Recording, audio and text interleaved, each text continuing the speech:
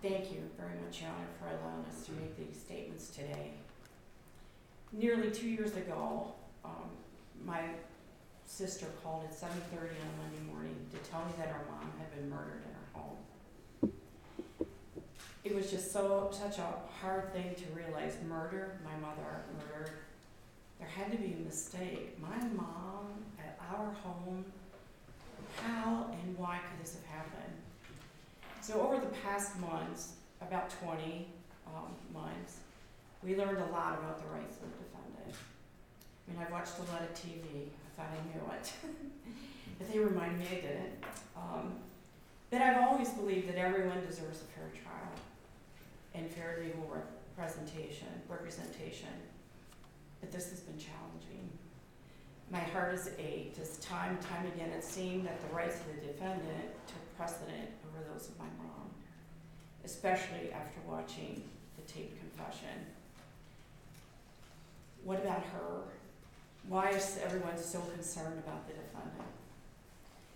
We actually peppered the prosecuting attorneys and the victims' advocates with question after question as we struggled to understand.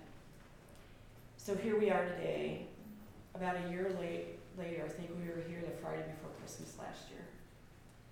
I've rewritten this statement many, many times, including at 4 a.m. today. And my first drafts were basically about my feelings and my thoughts and my reaction to what has happened and to the defendant himself. And at first I wanted to talk an awful lot about my mom.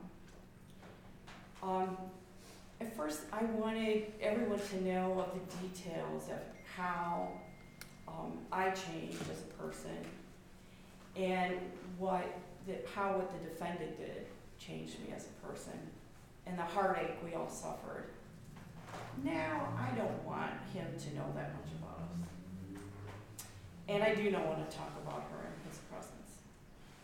So here's what I want him to know and everyone to know.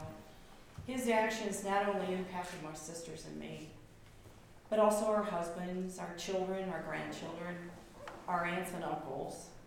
My mother has a sister 97 years old, a brother 92, and another brother 89.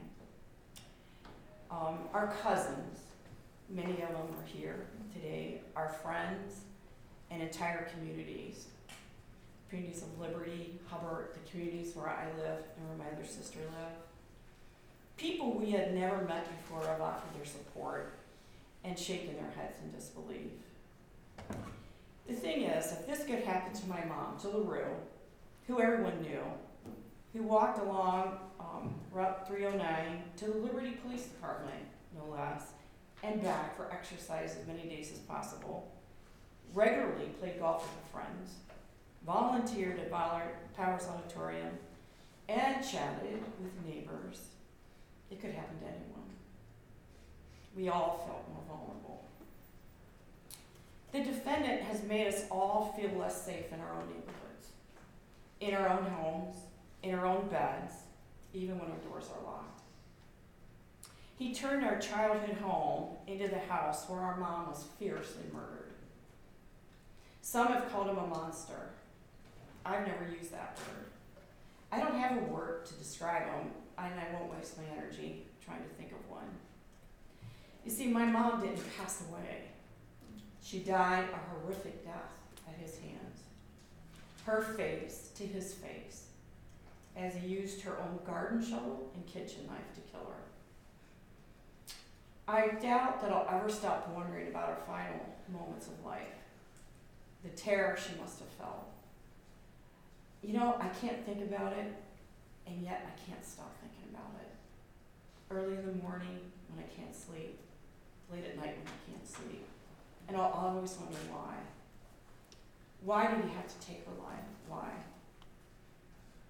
The things don't matter that he took. Why did he have to kill her? And why did he have to kill her the way he did? All of us must come to grips with the brutality of how she died. We're not able to simply grieve her loss, as you would the typical loss of a parent. We are all working through a most complicated version of grief.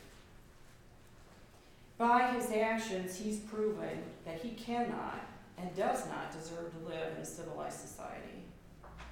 He took our mom's life, destroyed his own, devastated the lives of many others, including members of his own family. I think he's done enough. It is just that he be removed forever from our society, so that he cannot victimize more people, put more families through what we are enduring. Yes, this part today, the legal phase, is nearly over for us, but we will always live with the effects of what he did. People will continue to talk about it in hushed tones around us. They'll point at our house when they drive by and where his house stood and retell the story of how a guy who lived there killed his elderly lady, or his elderly neighbor lady in her bed. By the way, she would hate the term elderly, just so you all know. People will ask us if we're doing okay, and we'll lie and tell them yes and change the subject. Her murder is now a permanent footnote in our family's history. I want to thank our family and our friends who are here and have been with us along this journey for their unfailing support and love. And I hope that they and my sisters and I can find at least some of the closure today that today is supposed to bring. Thank you so much again. Appreciate it.